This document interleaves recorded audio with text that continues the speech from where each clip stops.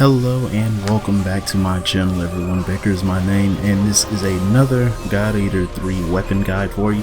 This time we're going to be going over what I call the gold standard, the long blade.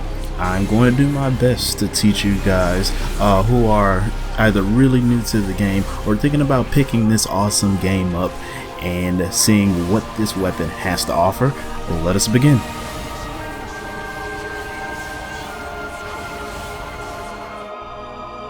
The long blade provides what I think is a good balance between reach, speed, and a nice bit of power to it.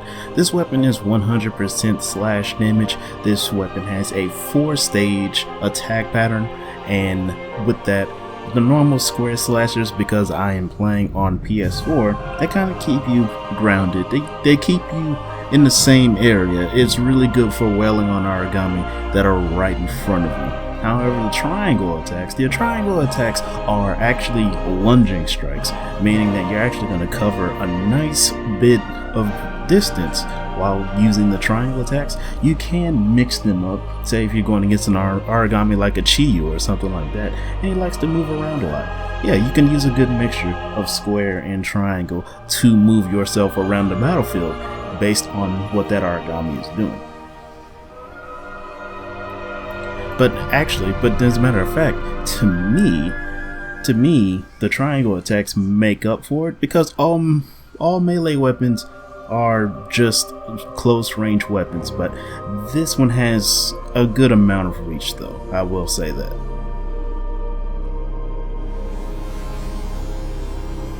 I'm going to go over the special abilities that come with the long blade. Starting off first, we're going to call this, well, we're not going to call this is called the zero stance. What the zero stance does is you instantly readjust your stance, letting you transition back into a neutral state. Think about it as a reset, right guys?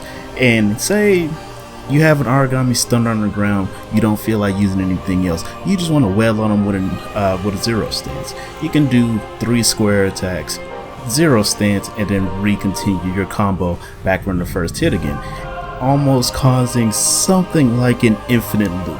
That's outside of burst starts. That's if you wanted to just absolutely just wail on an origami that wants to stand still long enough. And that is what the zero stance is.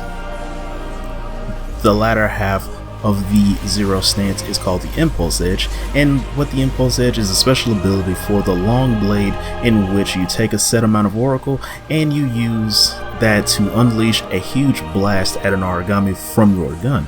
It's actually a really quick way to do some ranged damage on origami. However, it is still a very simple ability. You get some oracle, you do zero stance, and then you do the same input again, and then you do an impulse edge, and so long as you have a bit of oracle on you, you will unleash that blast and do a lot of damage.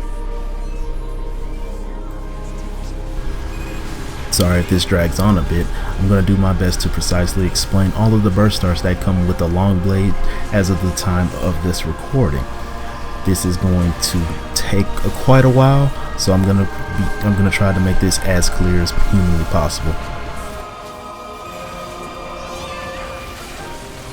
Morning Calm is a buff to the square combos. It buffs every single attack of your improved square.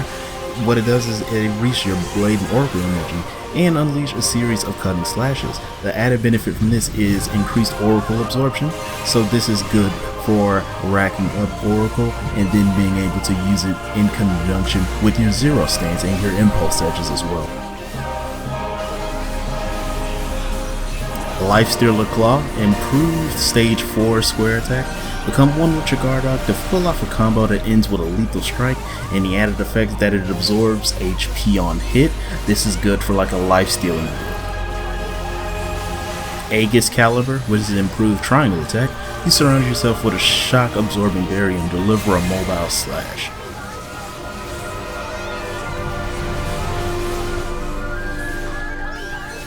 Swift Slash, this is the improved square attack after zero stance. Slowly raise your sword up high, then deliver a lightning fast vertical strike, plus increased damage to weak points. This is really good at finishing off origami. The Flame of Purgatory. This is the improved Impulse Edge. This is an Impulse Edge that pushes its God Arc's energy output to its limit, has increased damage versus downed foes. This also counts as ranged crushing damage. Shining Ray is still another improved Impulse Edge. This is an edge that condenses energy into a long-range laser beam. This can be used for sniping far away origami. The added benefits is that this has increased damage versus weaknesses, elemental weaknesses. This also counts as ranged piercing damage. Gunner's Paradise. This is another improved Impulse Edge. This is an Impulse Edge with reduced Oracle consumption for sustained fire. So think about it like this. This compounds really well with the Ray Gun because the Ray Gun allows you to stash more Oracle. If you were to use Gunner's Paradise, you would have a rapid fire machine gun and you wouldn't even have to pull out your actual Ray Gun if you were to use it with that. You could just use all of your Oracle using attacks like that.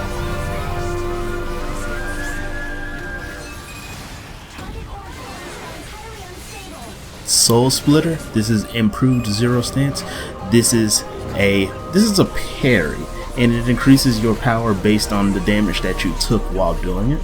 This one's a little bit tricky, though this could turn a fight around. The added benefit from this is that it pierces through hardened origami armor.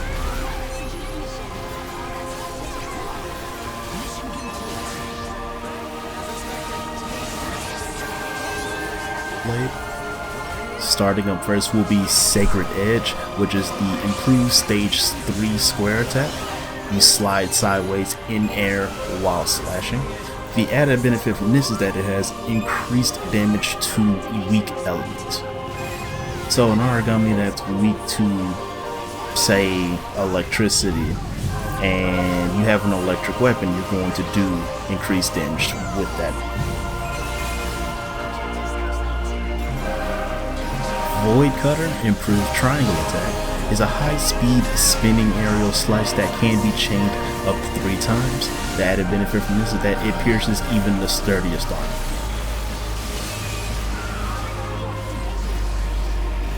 And Spinning Descent. This is another improved aerial triangle attack, a multi-hit attack that starts by building up kinetic energy with a spin in midair, finished with a downward slash.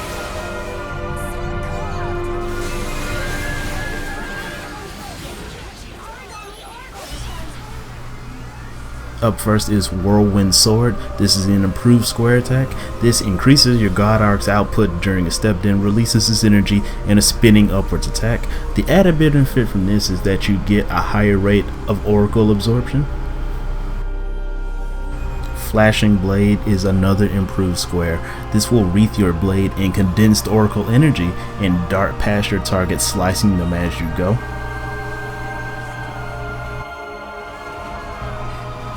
And last but not least is Aspara Wings. This is improved triangle.